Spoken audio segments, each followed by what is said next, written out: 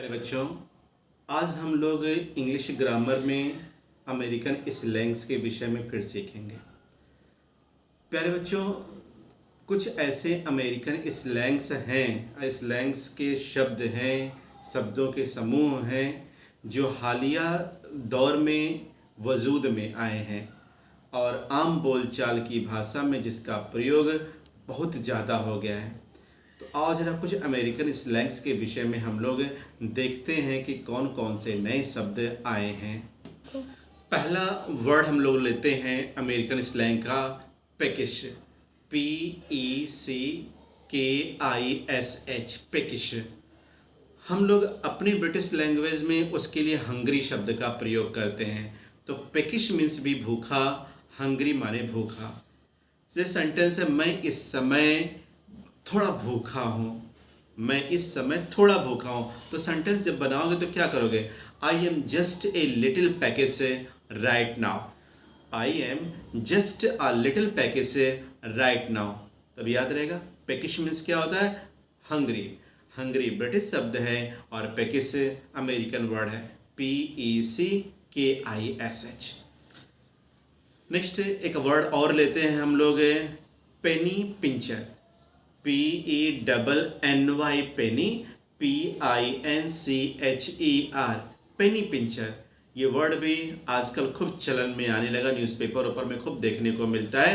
पेनी puncture माने होता माइजर, कंजूस। ये सेंटेंस बनाओ बेटा, अगर तुम इतने कंजूस ना होते तो अपने लिए कुछ फल जरूर खरीद लेते।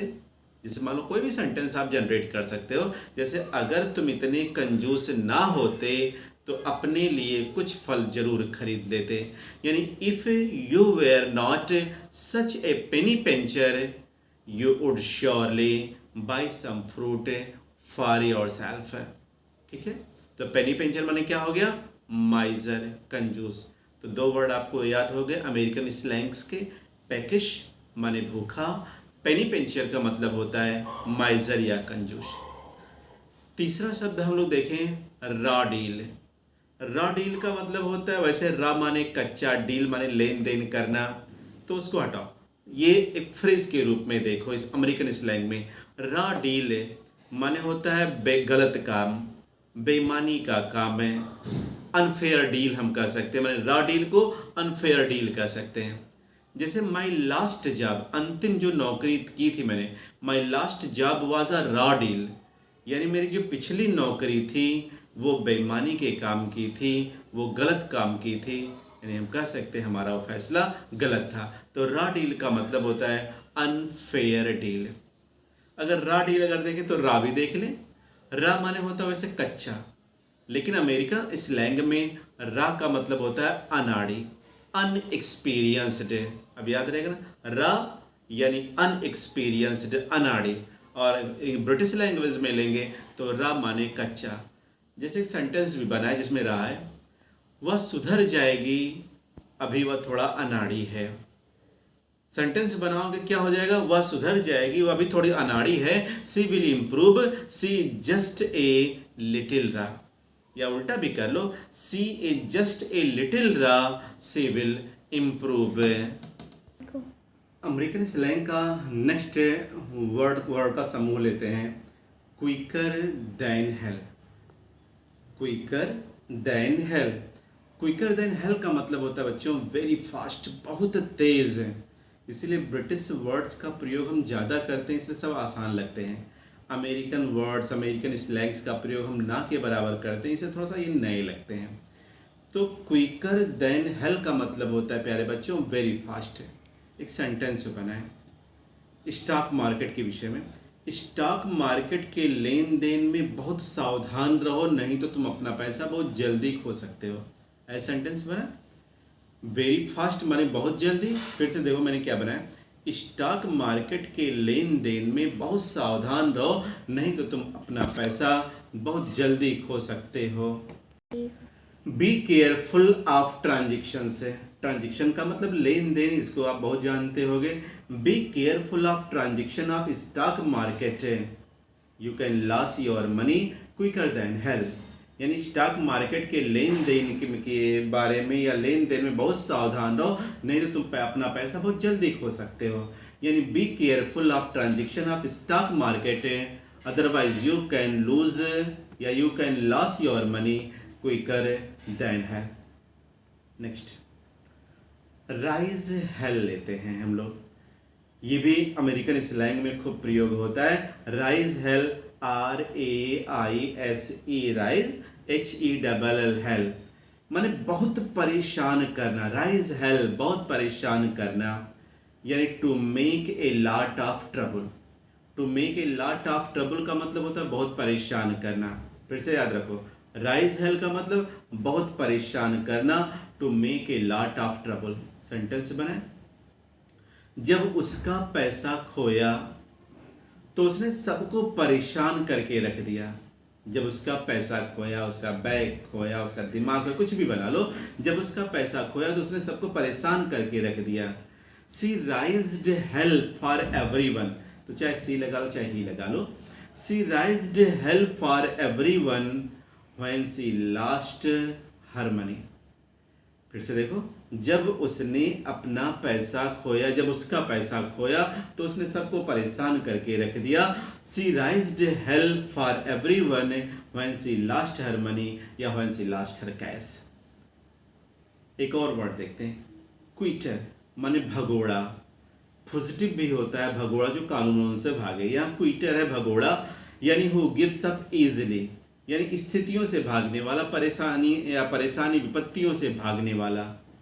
ये सेंटेंस बनाए, don't hire him, he is a Quetta. उसे नौकरी पर ना रखो, वह भगोड़ा है।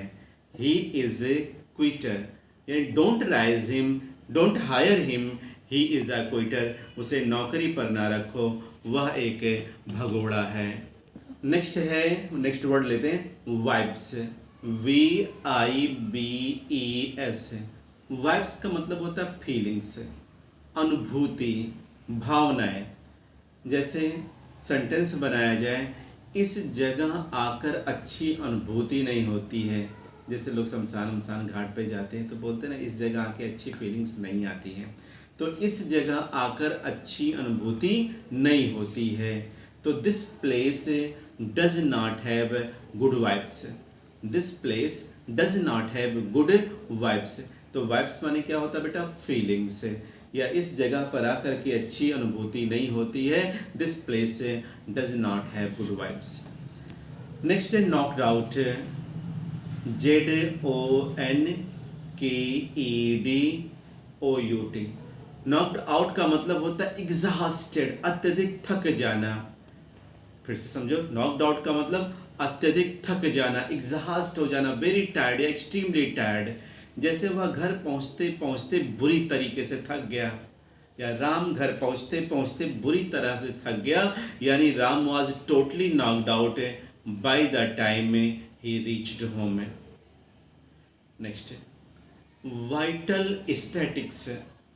वैसे हम लोग कहते हैं वाइटल माने जीवनदायिनी, स्टैटिक्स माने सांख्यिकी, लेकिन जब वाइटल स्टैटिक शब्दों का समूह ही अमेरिकन स्लैंग्स में यूज होता है तो उसका मतलब होता है जरूरी नाप है।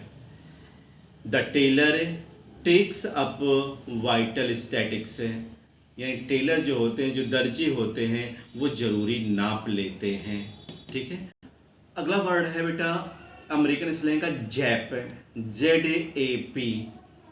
जैप का मतलब होता है टू शॉक एवरीबॉडी या टू शॉक समबडी, किसी को चौंका देना, स्टार्टल कर देना। जैसे मान लो एक नकली वाला सांप आता है ना, किसी के ऊपर अचानक फेंक दो तो डर उड़ जाता है। तो ऐसे ही सेंटेंस बना लो, द फेक स्नेक जैप्ड अस, नकली सांप ने हमको चौंका दिया। तो ZAP, जैप, जैप माने चौंकाना, किसी को भी चौंकाना। द फेक स्नेक जैप्ड अस। अगला वर्ड है अमेरिकन स्लैंग का जिंग, ZING, जिंग। ब्रिटिश लैंग्वेज में हम जिंग ना यूज़ करके एनर्जी यूज़ करते हैं। जैसे सेंटेंस बनाओ, इस पूरे बिजनेस को ज़्यादा ऊर्जा की ज़रूरत है। ऐसे बना लें, इस पूरे बिजनेस को ज़्यादा ऊर्जा की ज़रूरत है, यानी this whole business need more zing. This whole business needs more zing. तो ये कुछ कॉमन स्लैंग्स थे, अमेरिकन स्लैंग्स है। अब जब अमेरिकन ब्रिटिश पे हम लोग चर्चा कर रहे हैं तो और भी चर्चाएं कर लें। कभी कभी बच्चों आप लोग आपस में चर्चा करते हो कि कोई ऐसा वर्ड बताओ जिसमें 5 जो आपके वावेल हैं वो सब आ जाएं। तो आप दो नाम तुरंत यूज़ कर लेते होगे, एक है एजुकेशन, एक है इक्वेशन। दोनों में पांचों स्वर आते हैं, ए ई आई ओ यू। चाहे वो एजुकेशन है चाहे वो इक्वेशन है, यानी एजुकेशन EDUCATION, तो देखो उसमें AEIOU सब आ गया। फिर है इक्वेशन EQUATION, इक्वेशन में भी पांचों लेटर आ गए। लेकिन कभी कभी आपके मन में आता है, या अंग्रेज़ी लैंग्वेज में एक वर्ड है कि आप पांचों लेटर को जो वावेल के हैं वो क्रम से आए, ए पहले, फिर ई, फिर आई, फिर ओ यू, यानी पांचों लेटर एक साथ आए। तो ऐसे भी कुछ वर्ड हैं, वो भी आप याद रखो। जैसे आपने एजुकेशन याद कर लिया, जैसे आपने इक्वेशन याद कर लिया। जैसे है एक वर्ड है एब्स्टीमियस। एब्स्टीमियस का मतलब होता है संयमी। फिर समझो क्या है एब्स्टीमियस है, ABSTEMIOUS, एब्स्टीमियस है माने संयमी। अब देखो क्रम से आया है, आप उसको लिख करके एक बार देखना, AEIOU क्रम से आएगा। एब्स्टीमियस, फिर से स्पेलिंग देख लो, ABSTEMIOUS, एब्स्टीमियस संयमी। ऐसे एक वर्ड और है फसीसस। फसीसस, फा फिर सा पे छोटी की मात्रा, फिर बड़ा सा, फिर छोटा सा। फसीशस माने होता है विनोदी। स्पेलिंग देखो क्या लिखोगे, FACETIOUS। फिर से देखो FACETIOUS, फसीसस माने। अगला वर्ड लें जिसमें पांचों लेटर क्रम से आए, एक है अर्सीनियस। अर्सीनियस माने होता जहरीला, ARSENIOUS, अर्सीनियस माने जहरीला। अब आपको कम से कम 5, जैसे बावल 5 होते हैं तो कम से कम 5 वर्ड आप याद कर लिए। एक एजुकेशन, एक इक्वेशन जिसमें 5 लेटर्स आते हैं, किनारे कर दो। जो हमने आपको 3 और बताए जो क्रम से आते हैं, वो एक हो गया एब्स्टीमियस माने संयमी, फसीसस माने विनोदी, आर्सेनियस माने जहरीला। तो 3 नए वर्ड भी आपको याद हो जाएंगे और 5 लेटर्स वाले भी याद हो जाएंगे। चर्चा जब हो रही है बेटा तो और भी हम लोग ब्रिटिश लैंग्वेज और अमेरिकन लैंग्वेज को देखें। ब्रिटिश अंग्रेजी में जहाँ पर आ डबल अपर आक मात्रा आ का प्रयोग होता है, वहीं पर ये जो अमेरिकन लोग होते हैं सामान्यतः अपना उच्चारण प्रोनाउंसिएशन करते समय आ यूज़ करते हैं, केवल आ। और ब्रिटिश वाले आ डबल उसके पास मात्रा अपर आक मात्रा आ, तो आ अपर आक मात्रा आ का प्रयोग ब्रिटिश लैंग्वेज में ज़्यादा होता है और अमेरिकन लैंग्वेज में केवल आ होता है। जैसे आप कांट ले लो, CAN''T, तो हम लोग पढ़ते क्या कांट। यही अमेरिकन लोग जो होंगे वो पढ़ेंगे कंट। तो हम लोग कांट पढ़ते हैं और वो कंट पढ़ते हैं, दोनों प्रोनाउंसिएशन सही है। चाहे वो ब्रिटिश लैंग्वेज का यूज़ कर लो चाहे अमेरिकन लैंग्वेज का यूज़ कर लो। लेकिन आप याद रखो, अगर आप पर आक मात्रा आ लग गया है प्रोनाउंसिएशन में तो मैक्सिमम ब्रिटिश वर्ड होगा, और अगर नहीं लगा है, केवल आ लगा है, मात्रा नहीं लगा है, तो वो प्रायः आपका अमेरिकन लैंग्वेज होगा। जैसे फास्ट है, FAST फास्ट, अमेरिकन लैंग्वेज ना होकर ये ब्रिटिश लैंग्वेज हुआ। और इन अमेरिकन लैंग्वेज वाले जो बोलेंगे वो फर्स्ट बोलेंगे, हम फास्ट बोलेंगे ब्रिटिश वाले, और अमेरिकन वाले फर्स्ट बोलेंगे। ऐसे प्लांट है तो ब्रिटिश लैंग्वेज प्लांट यूज़ करेगा, अमेरिकन लैंग्वेज प्लंट यूज़ करेगा। ऐसे मास्क है, मुखौटा, आजकल खूब मास्क वर्ड यूज़ करते होगे क्योंकि कोरोना से बचाव के लिए प्रायः मास्क का प्रयोग अनिवार्य कर दिया है। तो मास्क हम यूज़ करते हैं और अमेरिकन लैंग्वेज के लोग जो हैं वो मस्क यूज़ करते हैं। तो MASK मास्क, और ब्रिटिश अमेरिकन वाले अपना मस्क यूज़ करते हैं। जैसे अभी देखा आपने प्यारे बच्चों कि ब्रिटिश लैंग्वेज और अमेरिकन लैंग्वेज में प्रोनाउंसिएशन का भी अंतर होता है। ऐसे ही ब्रिटिश लैंग्वेज और अमेरिकन लैंग्वेज में कुछ शब्दों का भी अंतर है। ब्रिटिश लैंग्वेज में उसी शब्द के लिए कुछ और वर्ड लगाते हैं और अमेरिकन लोग कुछ और लगाते हैं। जैसे कुछ वर्ड हमारे दिमाग में है, वो मैं आपको बताऊं। जैसे बिस्कुट, बार बार आप यूज़ करते हो, चाहे वो चाय के साथ यूज़ करते हो बिस्किट, चाहे वो कोई मेहमान आ जाते हैं उनको आप सर्व करते हो बिस्कुट, तो ये ब्रिटिश वर्ड है। और अमेरिकन लोग इसी बिस्कुट के लिए कुकी शब्द का प्रयोग करते हैं, COOKIE। यस लगा लो, बहुवचन हो जाए। तो ब्रिटिश लोग बिस्किट बोलते हैं और अमेरिकन लोग कुकीज़ बोलते हैं। तो अगर कभी कोई कुकीज़ वर्ड आ जाए तो समझ जाना कि भैया ये लोग बिस्किट के लिए ही कह रहे हैं। जैसे लेट वर्ड है, लेट माने किराए पर देना। जैसे किसी दुकान के शटर पर लिखा रहा है टू लेट, तो इसका मतलब समझ लेना किराए के लिए लिखा हुआ है। टॉयलेट ना समझ लेना कि ये टॉयलेट लिखना चाह रहा था, लिख दिया टू लेट, नहीं। टू लेट माने किराए पर देना। तो ब्रिटिश लोग लेट यूज़ करते हैं किराए के लिए और अमेरिकन लोग रेंट यूज़ करते हैं। तो याद रहेगा दोनों। जैसे बिस्किट ब्रिटिश वर्ड है, कुकी अमेरिकन वर्ड है, लेट माने किराए के लिए ब्रिटिश वर्ड है और रेंट लोग यूज़ करते हैं अमेरिकन लोग। जैसे हॉलीडे, प्रायः जून महीना हॉलीडे का महीना होता है, तो ब्रिटिश लोग हॉलीडे यूज़ करते हैं छुट्टियों के लिए और अमेरिकन लोग वैकेशन यूज़ करते हैं। अब भी हम लोग भी यूज़ करते हैं, हम दोनों घाल में किए रहते हैं। हॉलीडे भी यूज़ करते हैं, समर वैकेशन, विंटर वैकेशन होता है ना, हम लोग कभी समर हॉलीडे नहीं बोलते हैं, विंटर हॉलीडे नहीं बोलते हैं, लेकिन हम दोनों के साथ वैकेशन शब्द लगाते हैं। यानी हम दोनों का यूज़ करते हैं, हॉलीडे भी यूज़ करते हैं, वैकेशन भी यूज़ करते हैं। लेकिन आप याद रखो, हॉलीडे ब्रिटिश वर्ड है और वैकेशन अमेरिकन वर्ड है। जैसे और वर्ड लें हम लोग, साइलेंसर, गाड़ी में लगा होता है, ठीक है।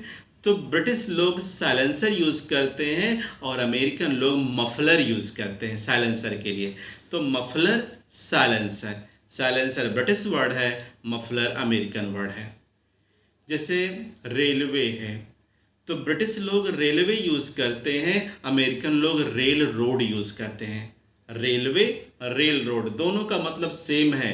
रेलवे ब्रिटिश वर्ड है, रेल रोड अमेरिकन वर्ड है।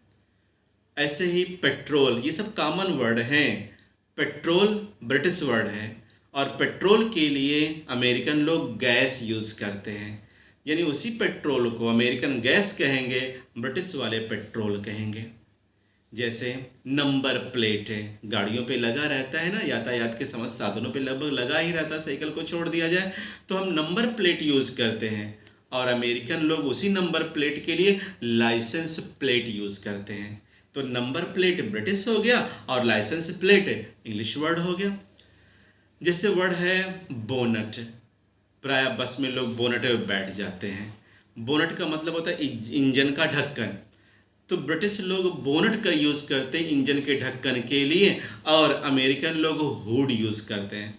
और हम लोग रक्षा के पीछे जो लगा होता है ना उठाने वाला ताकि छाँव रहे, उसके लिए हुड यूज़ करते हैं। वैसे हुड माने होता है फंड, सांप का जो फंड होता है उसके लिए भी हुड यूज़ करते हैं।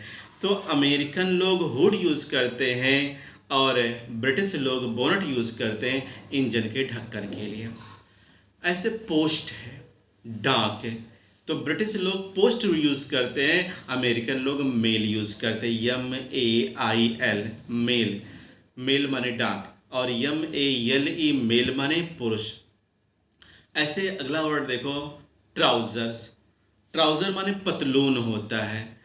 तो अब ब्रिटिश लोग ट्राउज़र यूज़ करते हैं पतलून के लिए और अमेरिकन लोग पैंट्स यूज़ करते हैं। तो अब पैंट्स वर्ड अमेरिकन है और ट्राउज़र जो वर्ड है वो आपका ब्रिटिश है।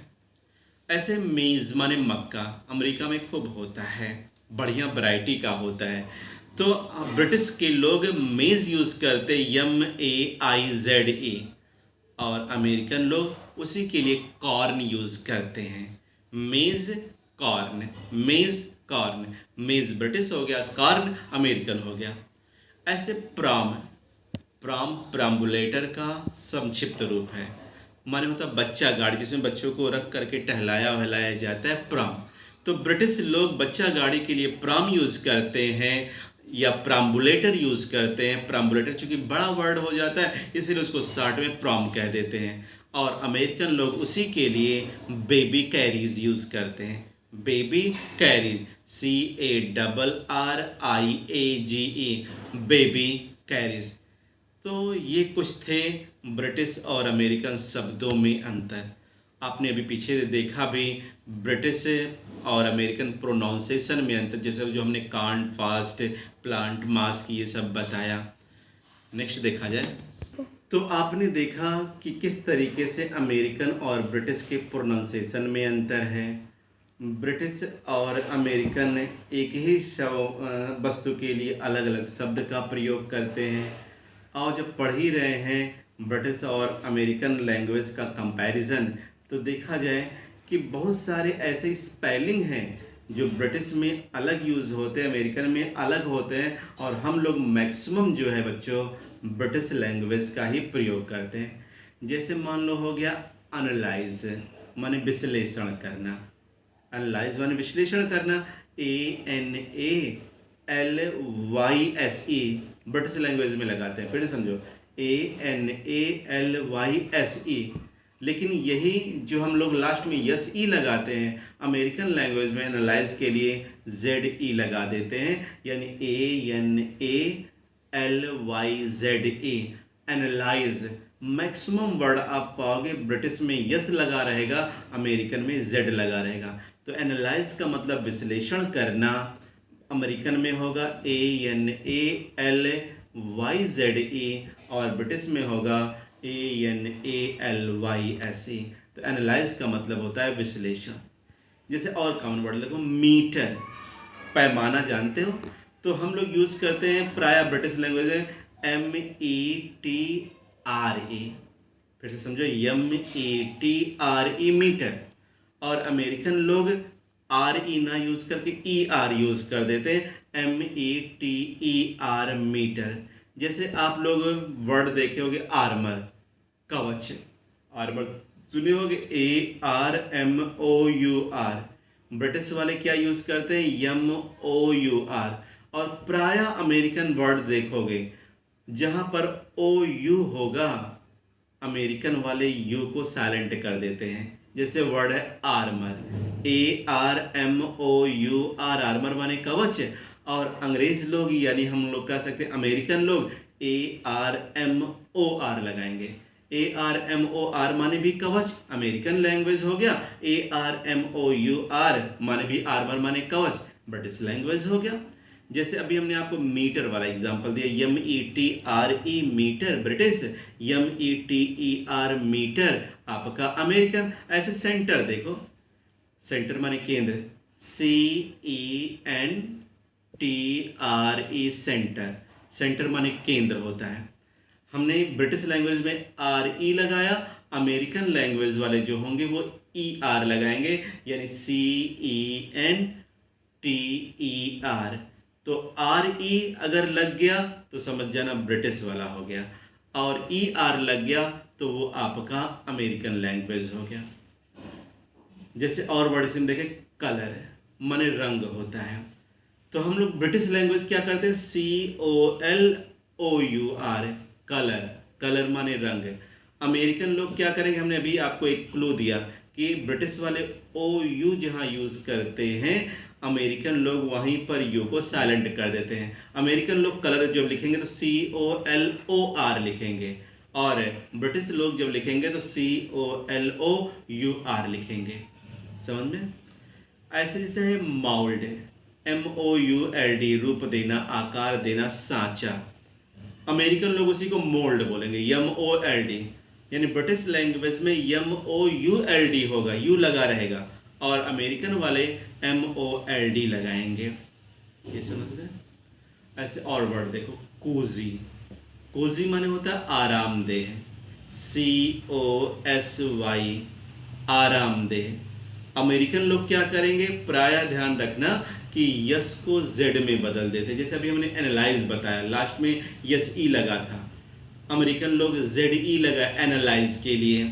ऐसे ही आप कूजी को देख लो, COSY, कूजी माने आरामदेह, और अमेरिकन लोग लगाएंगे COZY, कूजी माने आरामदेह।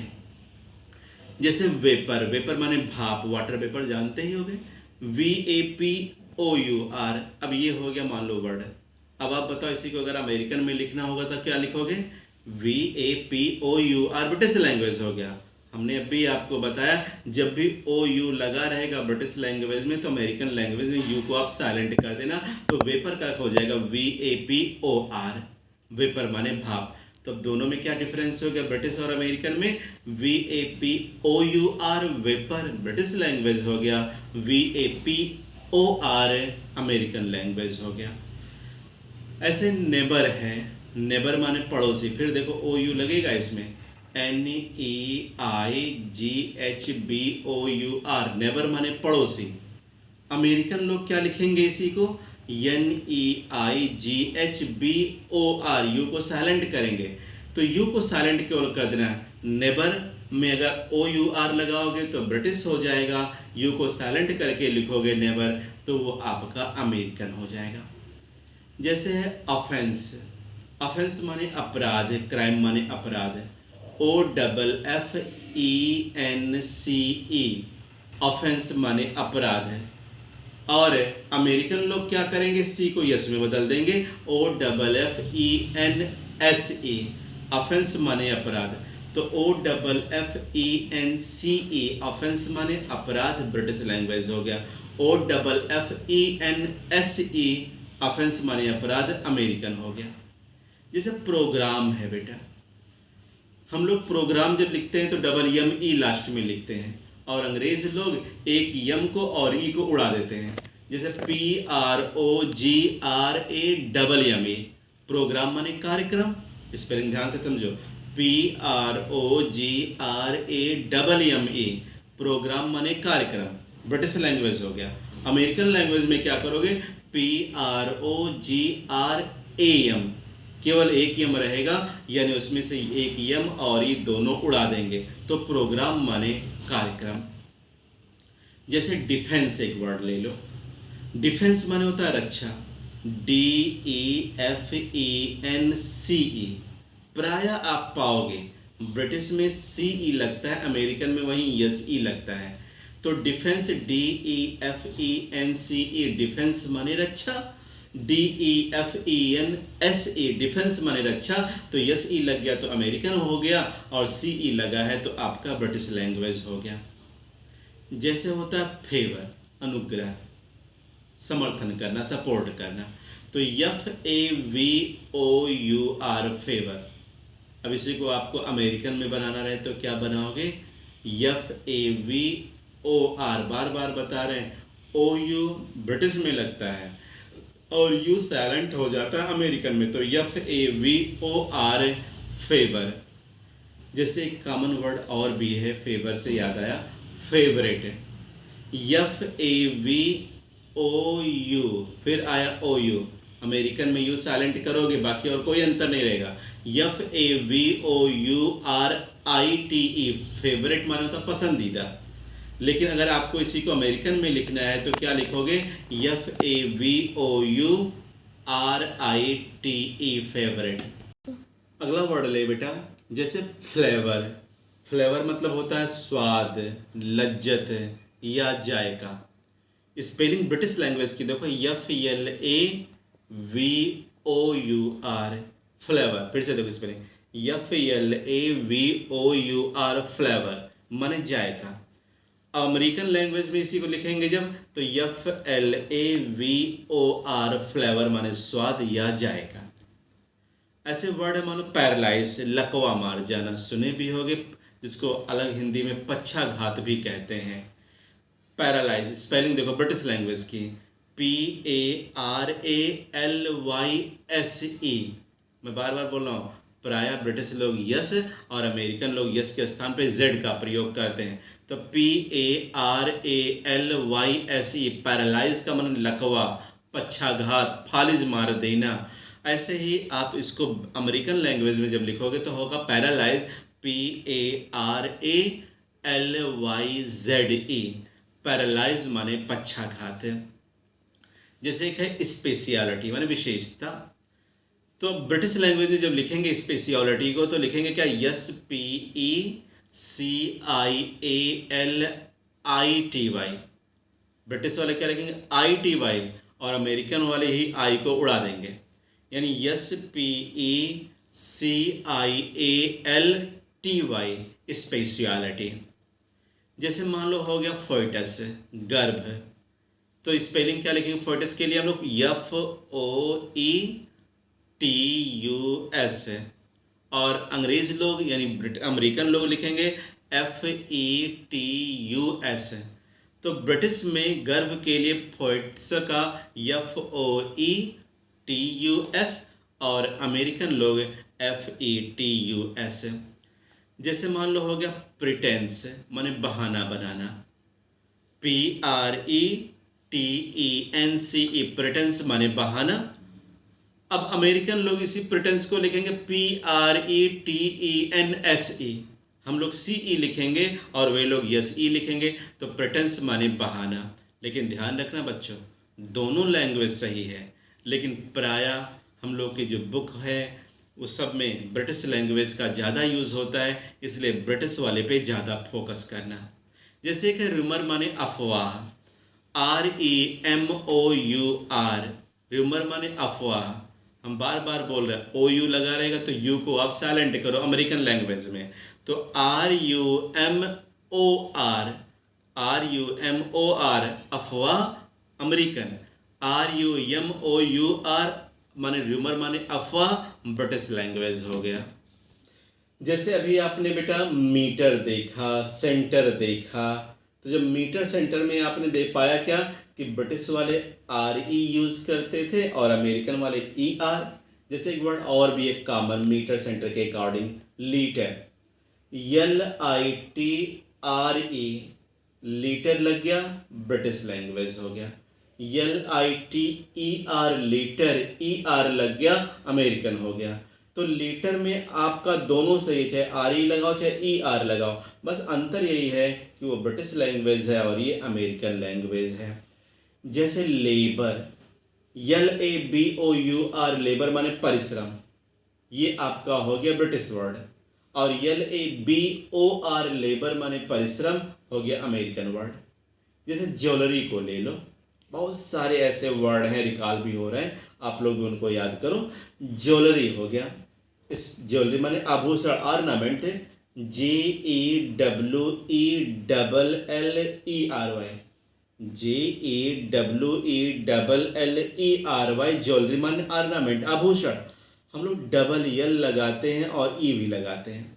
ये जो अमेरिकन वाले होते हैं वे ज्वेलरी में JEWELLERY लगाते हैं। फिर से देखो, अमेरिकन लोग क्या करते हैं, JEWELLERY, ज्वेलरी माने आभूषण। ऐसे माने ह्यूमर माने हास्य, विनोदी, HUMOUR, ह्यूमर माने हास्य, विनोद। और अमेरिकन लोग यूज़ करेंगे तो HUMOR, ह्यूमर माने हास्य। तो ब्रिटिश वाले HUMOUR और अमेरिकन वाले HUMOR। ऐसे ऑनर को देख लो, सम्मान वाला, HONOUR, ऑनर, सम्मान, ब्रिटिश लैंग्वेज हो गया, HONOR, अमेरिकन लैंग्वेज हो गया, सम्मान। एक और देखें, ग्लैमर माने मोहक, सौंदर्य, आकर्षण, चकाचौंध, GLAMOUR, ग्लैमर, ब्रिटिश लैंग्वेज, और glamour GLAMOR, glamour, American word. तो प्यारे बच्चों, ये थे आज इंग्लिश लैंग्वेज में हम लोगों ने कुछ कॉमन स्लैंग्स देखे, अमेरिकन कॉमन स्लैंग्स देखे। हम लोगों ने अमेरिकन और ब्रिटिश के प्रोनाउंसिएशन में कैसे कैसे अंतर है वो देखे। कुछ ऐसे वर्ड हैं अमेरिकन कुछ और यूज़ करते हैं उसी के लिए, और ब्रिटिश कुछ और यूज़ करते हैं। ऐसे कुछ स्पेलिंग्स भी हैं, ब्रिटिश कुछ और यूज़ करते हैं, अमेरिकन कुछ और करते हैं। तो ऐसे इसका एक नोट बनाइए, एक चार्ट टाइप का बनाइए और उसको बार बार आप देखिए, ताकि आपको ब्रिटिश लैंग्वेज अमेरिकन लैंग्वेज जो डिफरेंस है वो अंतर पता चले, ताकि जब आप बुक्स देखो तो आपको इंग्लिश के जो लेटर्स हैं, जो स्पेलिंग्स हैं, जो वर्ड हैं, ये जो कॉमन स्लैंग्स हैं, वो आपको तकलीफ़ ना करे। ठीक है बेटा, लेकिन चैनल को सब्सक्राइब ज़रूर करो। ओके, गुड नाइट बेटा।